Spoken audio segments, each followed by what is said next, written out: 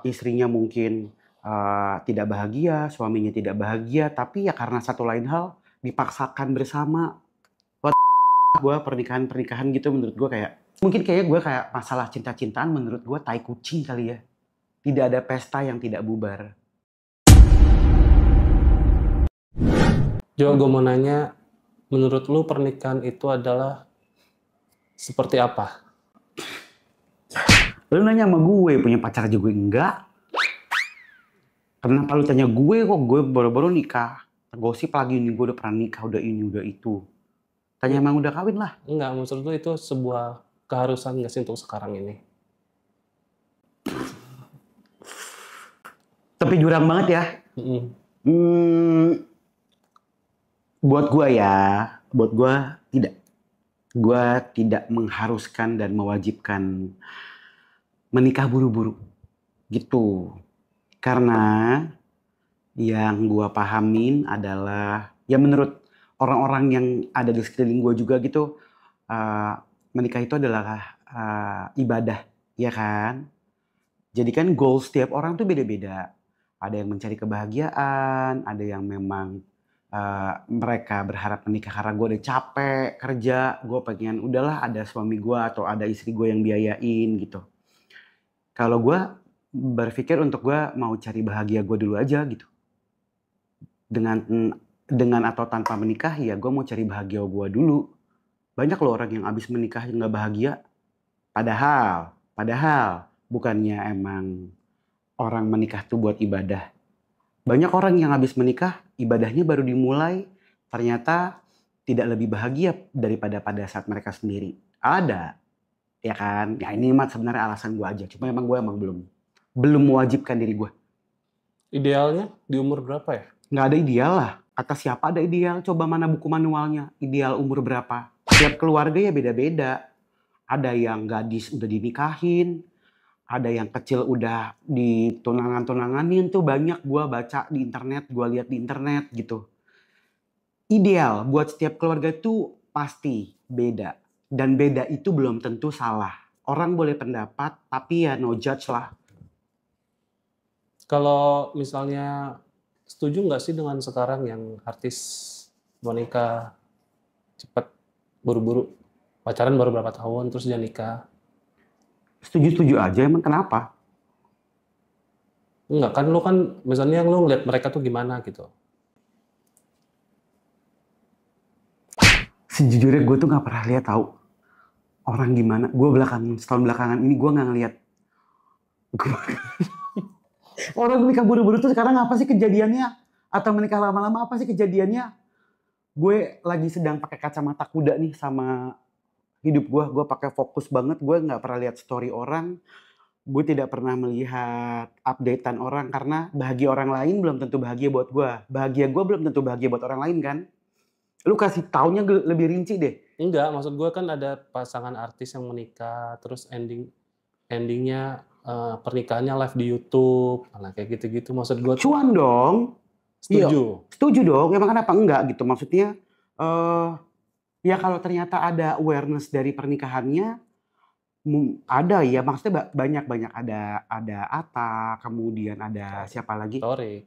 Aurel, kan Atta sama Aurel bareng nikahnya. Iya, Torik juga. Torik juga. Terus siapa lagi sih kemarin?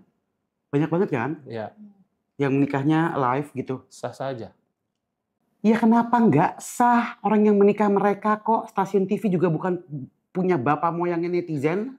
Ya terserah dong, orang stasiun TV juga diuntungin sama pernikahan mereka. Kenapa enggak? Kalau lo ditawarin kayak gitu mau nggak? Gue ditawarin menikah disiarkan langsung gitu. Kayak ring tinju ya coy. Jujur. Ini direkam jejak nih digital. Gue kayaknya sih enggak ya. Bener ya? Iya. Gue kalau nikah pengennya intimate aja gitu loh. Pengennya nggak rame-rame. Pengennya. Ya pikiran anak muda zaman sekarang lah. Nggak yang 2000, 3000 itu kan biasanya kalau orang tua punya banyak partner, punya banyak klien gitu. Lah gue, mak bapak gue udah nggak ada, gimana caranya? Ya udah aja. Kalau gue dapat jodoh yang masih punya orang tua. Kalau yatim piatu juga lah sepi kata gue. Iya kan? Terus nyambungin omongan yang tadi, yang lo mikir-mikir buat nikah itu apakah ada ngelihat sekeliling lo gagal nikah, atau ada perceraian? Nah itu salah satu faktor nggak? Nah, gue tuh pernah state ini salah satu di wartawan kalau nggak salah waktu itu ya. Dan mereka spesifik banget gitu nanya mengenai Koko sama Ciwenda gitu kan, mengenai ada isunya perpisahan lah, ada berita ini, ada berita itu. Apa yang gue percaya dan orang tua gue selalu ajarkan adalah perpisahan itu bukan kegagalan. Karena tolak ukur berhasil dan gagal dari setiap orang itu kan beda-beda. Ada orang yang terlihat harmonis, masih tetap bersatu, tapi psikis anaknya terganggu. Tapi istrinya mungkin tidak bahagia, suaminya tidak bahagia, tapi ya karena satu lain hal dipaksakan bersama. Apakah itu bisa dikatakan berhasil? Kan nggak juga.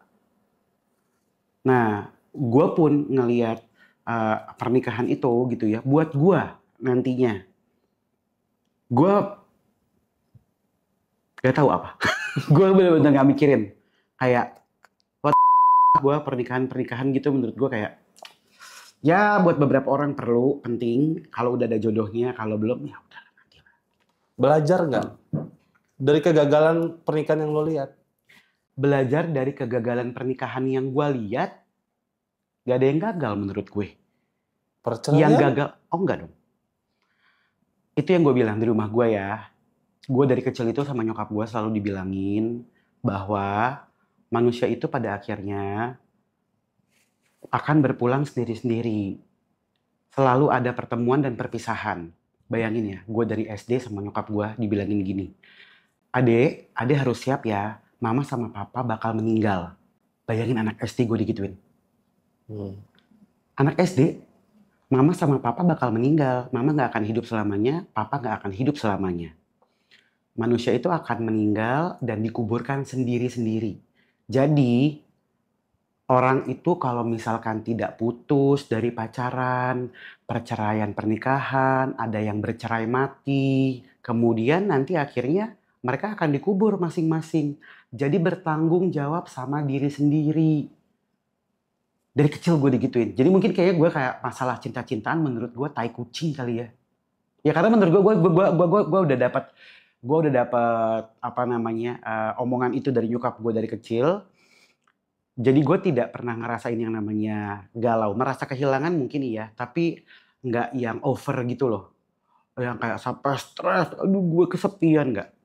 Karena dari kecil nyokap gue selalu bilang kayak gitu. Dan nyokap gue selalu bilang perpisahan itu wajib hukumnya. Kalau istilah bokap gue tuh gini, dia tuh hampir tiap hari. Sampai sebelum dia meninggal dia ngomong gini.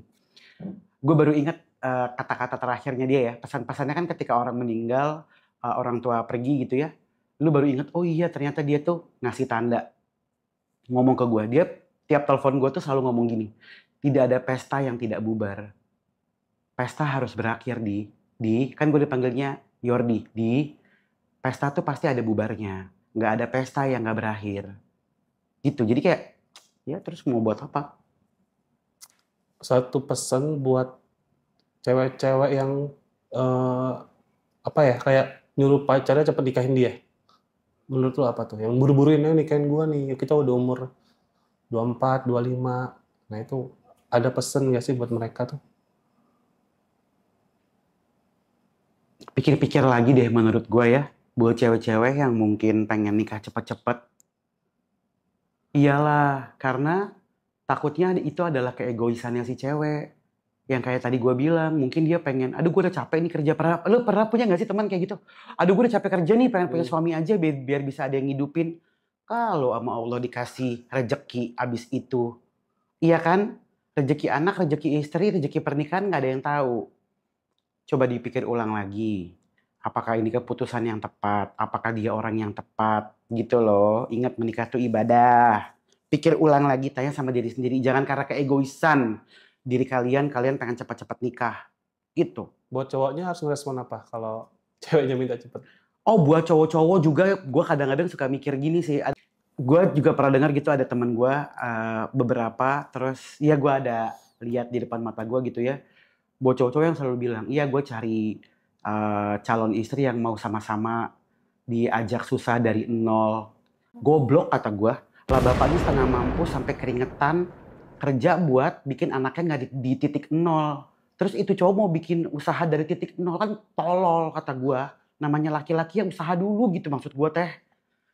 Mana ada gitu maksud gue, lu sebagai gentleman lu harus bilang, om saya bisa bertanggung jawab nih kepada kehidupan anak om ke depannya. Usaha dari nol, anjay kata gue. Mendingan kagak usah sih, kalau gue punya anak sih nggak usah deh. Mendingan gue kawinin sama Pertamina aja ketahuan dari nol, titik nol.